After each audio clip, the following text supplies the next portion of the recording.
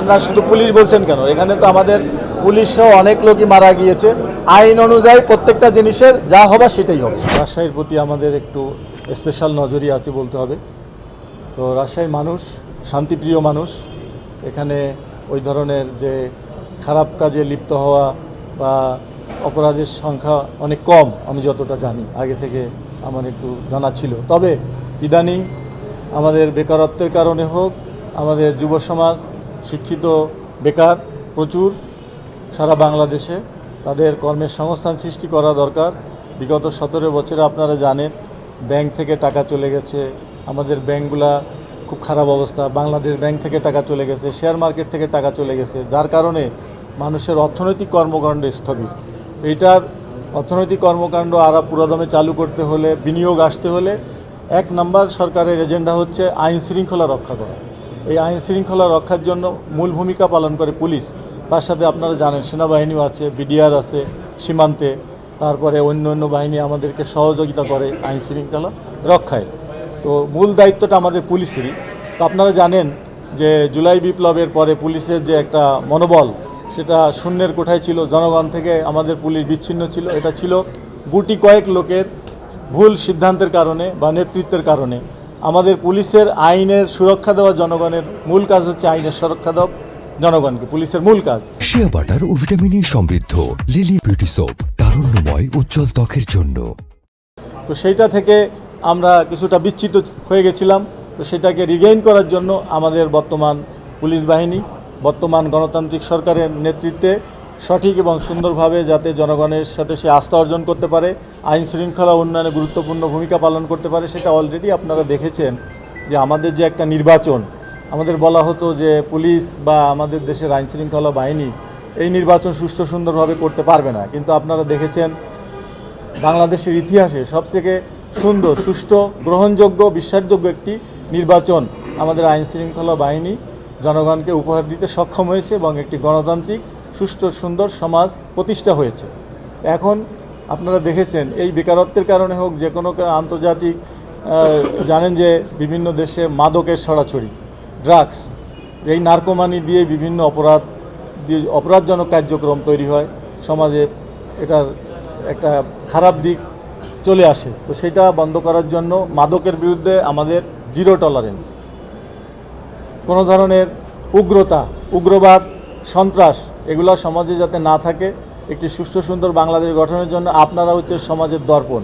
আপনারাও জানেন লোকালিটিতে কারা মাদকের সাথে, ব্যবসায়ীদের সাথে যুক্ত এবং কারা মাদক সেবন করে।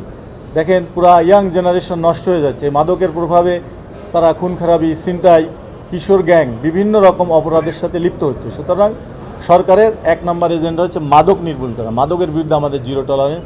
আমরা মাদকের যারা ব্যবসায়ী আছে তাদেরও লিস্ট করতেছি এবং আইনের আওতায় তাদেরকে বিচার করা হবে। না, এটা আসলে আপনারা 8000 কোথায় পেলেন আমি জানি না। এটা এরকম একটা দেওয়া হয়েছে, যদি কোনো অনিয়ম থেকে থাকে এটা তো চলমান প্রক্রিয়া। অনেক সময় দেখা যায়, আপনারা সাংবাদিক ভাইয়েরাই ভালোই জানেন, আপনারা অনেক রকমের রিপোর্ট করেন, কোনোটা সত্যতা যাচাই করে পাওয়া যায়, কোনোটা আংশিক পাওয়া যায়, কোনোটা এই তথ্যের ভিত্তিতেই তো। তথ্য না থাকলে, ইনফরমেশন বা ইন্টেলিজেন্স যদি না থাকে, তাহলে তো আমরা ইন্টেলিজেন্সের উপরেই কাজ করি। এই জন্য আমাদের সকলের একটু পজিটিভ ভূমিকা থাকা দরকার। এই যে আপনাদের সন্ত্রাস বলেন, ছিনতাই বলেন, মাদক বলেন, অপরাধমূলক কার্যক্রম, এটা বন্ধ করার জন্য আপনারা ও পুলিশকে সঠিক তথ্যটা দিবেন। মিসগাইডিং রিপোর্ট করলে আমাদের সময় নষ্ট হয় বা আপনাদেরও কিন্তু ইমেজটা সমাজে নষ্ট হয়। তো আমরা একটি শান্তিপূর্ণ সভ্য সমাজ গঠনের জন্য কিন্তু যে সিটিজেন, ল অ্যাবাইডিং সিটিজেনও দরকার। সেই জিনিসটা যদি না থাকে, আমি পুলিশ যত ভালো কাজ করি না কেন, যত তৎপর থাকি না কেন, আপনার সমাজের একটা বেশির অংশ তো আমাদের সাধারণ মানুষ, তো তারা ল অ্যাবাইডিং হতে হবে। আমাদের ইয়াং জেনারেশন কথায় কথায় রাস্তায় চলে আসে, রাস্তা ব্লক করে দেয়, কিন্তু ক্ষতিটা তো আমাদের সবারই হয়। কালোবাজারের বিরুদ্ধে তো অভিযান চলমান আছে। শোনেন, মানুষকে আমাকে একটু বলতে দেন, এই কাজগুলো কে করছে? আমাদের সমাজের লোকরাই তো করছে। কেন করছে? দেখা যাচ্ছে মোটরসাইকেলে একটা পেট্রোল পাম্প থেকে 2 কেজি তেল নিয়ে আর একটা ক্যাব, এখানে কত টাকার বেনিফিট, আমরা এটা না করলেই তো পারি। তো এই জিনিসগুলো আমাদের নৈতিক চিন্তা চেতনা উন্নত করতে হবে সবারই। আমি পুলিশ চেষ্টা করলাম, কিন্তু আপনারা সবাই মিলে এগুলো যদি করতে থাকেন, তাহলে তো সমাজটা একটি শান্তিপূর্ণ সমাজ প্রতিষ্ঠা হবে না। তো বললাম, এগুলাও আমাদের আগে দরকার সঠিক তথ্য, ইন্টেলিজেন্স। এই ইন্টেলিজেন্সের ভিত্তিতে সরকার এবং পুলিশ বাহিনী আইনানুগ পদক্ষেপ মাদক ব্যবসায়ীদের বিরুদ্ধে গ্রহণ করবে। আমি আসলে মানে তদন্তাধীন কোনো বিষয় নিয়ে মন্তব্য করব না, কারণ আপনারা আইনকে সহযোগিতা করেন, আপনারাও শান্তি চান সমাজে, আমরাও চাই। তো সুতরাং আর আপনাদের বলবো, আপনারাও কোনো মিসলিডিং বা মিসগাইডিং রিপোর্ট করবেন না। আমি আপনাদের সহযোগিতায় পুলিশ এবং আপনারা মিলে আমরা পারি মাদক মুক্ত করতে, আপনার সন্ত্রাস মুক্ত করতে। আপনারা আমাদেরকে সহযোগিতা করেন, সঠিক তথ্য দেন, আমরা সঠিকভাবে আইন প্রয়োগ করে শান্তি প্রতিষ্ঠা। আমাদের আপনারা অলরেডি জানেন, আমাদের সরকার ক্ষমতা আসার পরেই সকল অপরাধীদের বিরুদ্ধে অভিযান অব্যাহত আছে এবং এটা চলমান থাকবে। একটা চলমান প্রক্রিয়া, এটা চলতেছে এবং ভবিষ্যতে আরও উন্নতি হবে। কিন্তু সেখানে দেশের সার্বিক অর্থনৈতিক উন্নয়নের জন্য আমাদের প্রয়োজন আইন শৃঙ্খলা ঠিক রাখা। এইটা যদি ঠিক না থাকে, শোনেন, বিদেশি বিনিয়োগ আসবে না, আমাদের শিল্প কারখানা উন্নয়ন হবে না, এমপ্লয়মেন্ট হবে না। এই জিনিসগুলো আমরা সম্মিলিতভাবে সবাই মিলে করি। আমরা শুধু কাদা ছোড়াছুড়ি বা একে অপরের দুর্নাম বদনাম না করে এই জিনিসগুলো করে আমাদের সার্বিক উন্নয়ন নিশ্চিত করি। এটা আপনাদের কাছে সরকারের এবং আমাদের পুলিশ বাহিনীর 1 নম্বর এজেন্ডা হচ্ছে আইন শৃঙ্খলা ঠিক রাখা, সমাজে শান্তি প্রতিষ্ঠা করা, ন্যায় বিচার, সুশাসন নিশ্চিত করা। এইটা আমাদের পুলিশের।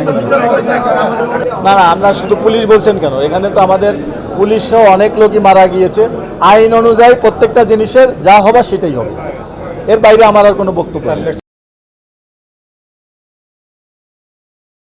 শিয়া বাটার ও ভিটামিন ই সমৃদ্ধ লিলি বিউটি সোপ, তারুণ্যময় উজ্জ্বল ত্বকের জন্য।